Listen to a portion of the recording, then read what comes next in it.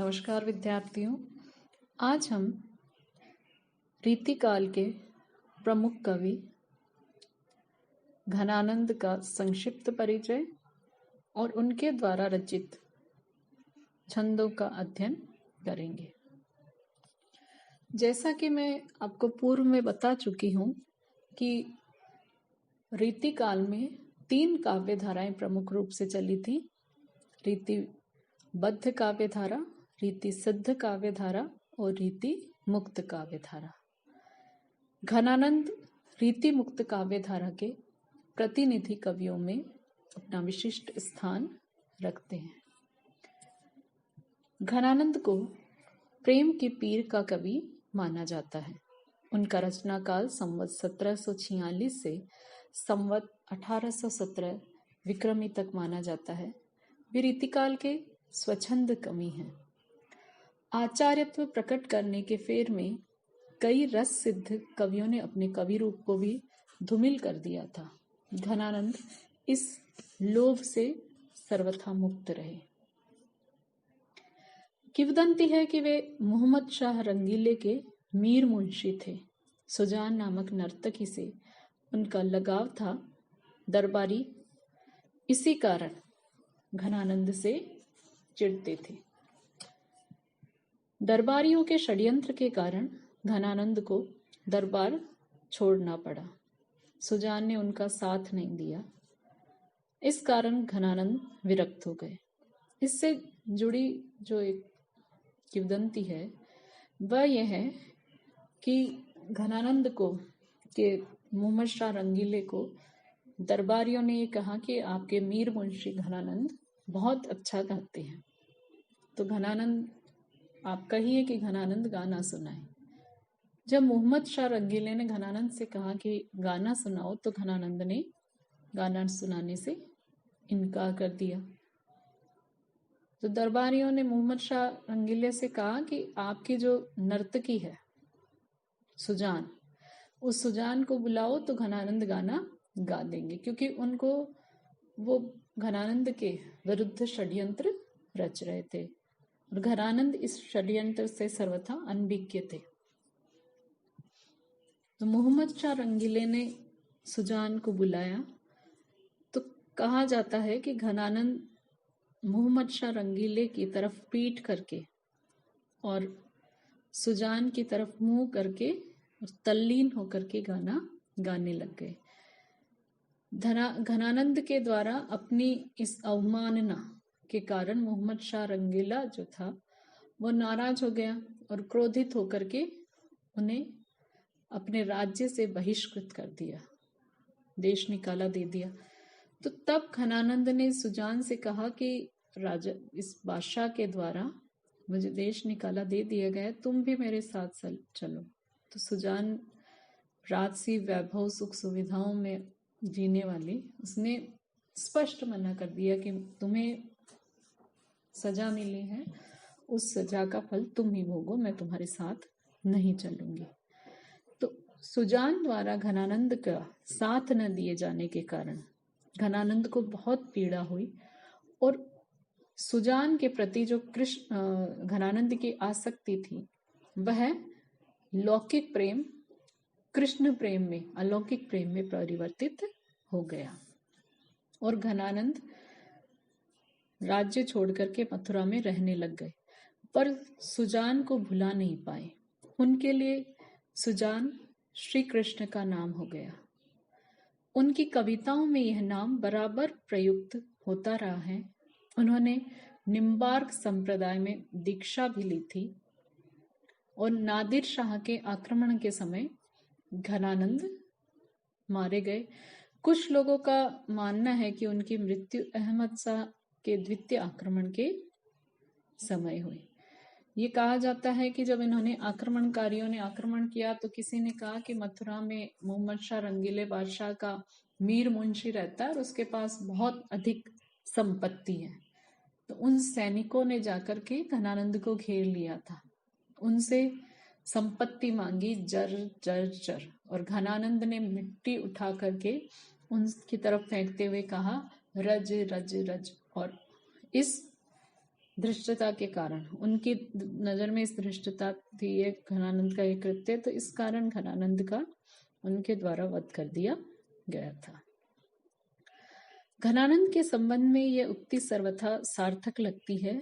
नेह महा ब्रज भाषा प्रवीण और सुंदर दानी के भेद को जाने, योग वियोग की रीति में कोविद, भावना भेद स्वरूप को ठाने, चाह के रंग में भीज हुई बिछुरे मिले प्रीतम शांति न माने, भाषा प्रवीण सुछंद सदा रही, सो घन जो के कवित्त बखाने।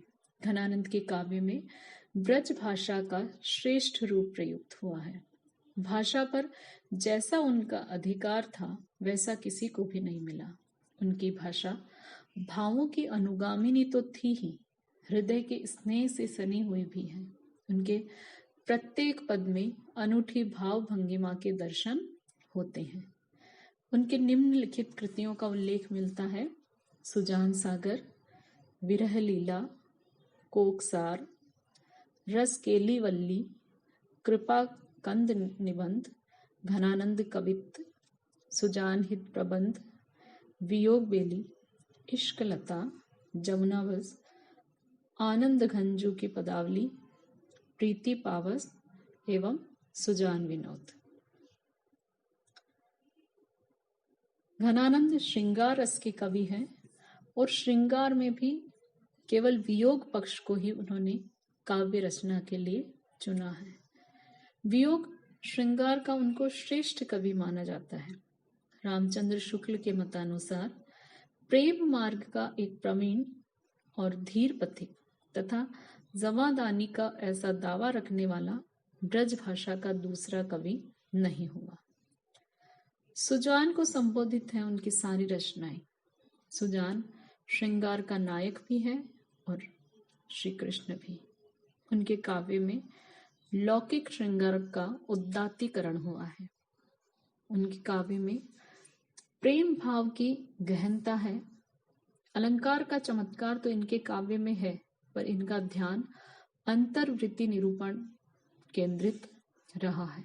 जब काव्य में बाहरी सौंदर्य के स्थान पर घनानंद ने आंतरिक भावाभिव्यक्ति पर अधिक ध्यान दिया है। संयोग श्रृंगार का भी वर्णन तो किया है, पर उनका मन रमा है वियोग के वर्णन में ही। इनकी शैली में लाक्षणिकता और व्यंजकता की शक्ति को चरम रूप में प्रकट होते देखा जा सकता है। भाव और भाषा का ऐसा रमणीय संयोग बहुत कम देखने को मिलता है। अब हम घनानंद की द्वारा रचित छंदों का अध्ययन करेंगे। पहला छंद है: रूप निधान सुजान सखी, जब ते इन नैननी ने को निहारे, दीठी थकी अनुराग छकी, मति लाज के साज समाज बिसारे। इसमें नायिका जो है वह भगवान श्री कृष्ण के दर्शन जब कर लेती है तो किस प्रकार भगवान श्री कृष्ण के सौंदर्य के वशीभूत हो जाती है। उनका हृदय ही नहीं, उसके नेत्र भी कृष्ण के अधीन हो जाते हैं। उसकी अभिव्यक्ति वह अपनी सखी से कर रही है। और घनानंद द्वारा रचित सुजान प्रेम में से यह लिया गया है। सुजान प्रेम का एक अंश है: रूप निधान सुजान सखी, जब ते इन नैननी ने को निहारे।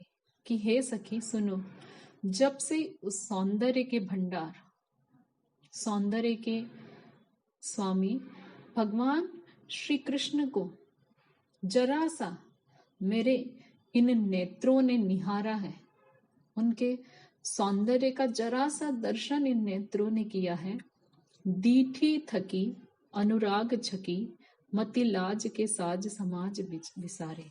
कि उन भगवान श्री कृष्ण के सौंदर्य में इतना आकर्षण है कि मेरी दृष्टि एक टक निरंतर उनको देखते हुए थक गई।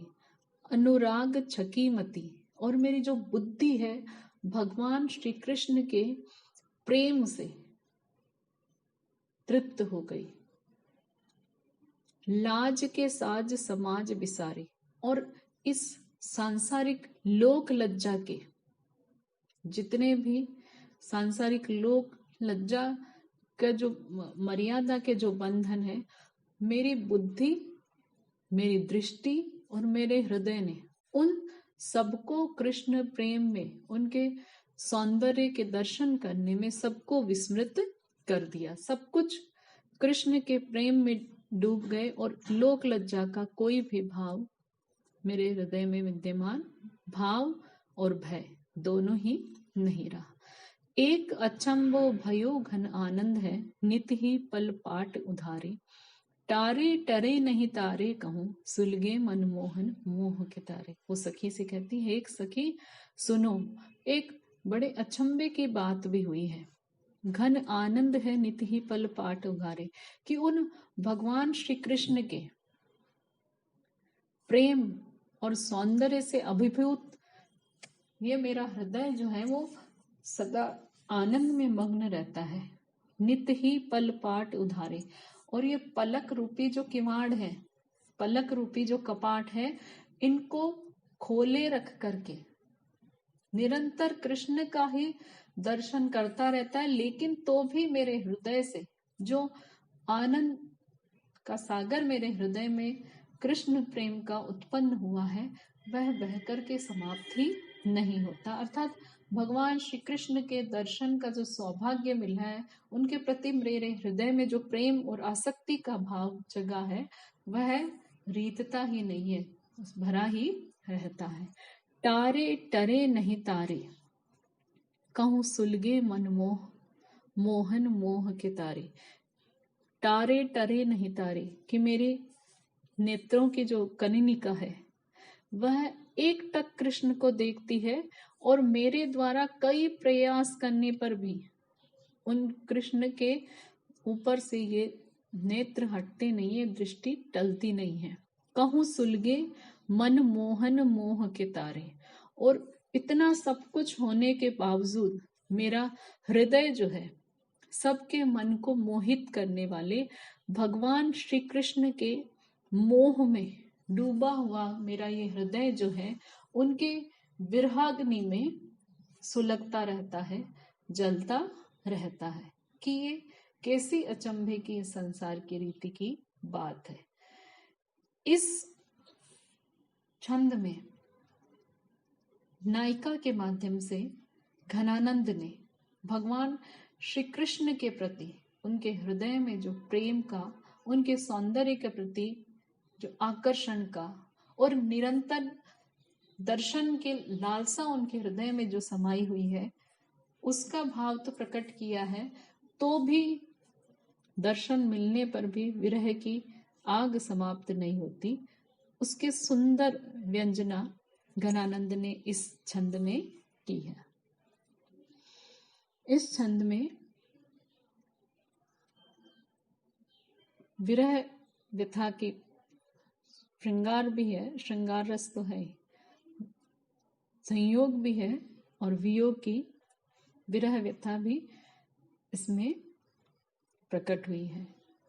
अनुप्रास, रूपक, काव्यलिंग अलंकार है, सवैया छंद है, श्रृंगार रस है, तो स्वाभाविक है कि इसमें माधुर्य गुण है, और ब्रज भाषा का अति सुंदर रूप यहाँ पर हमें देखने को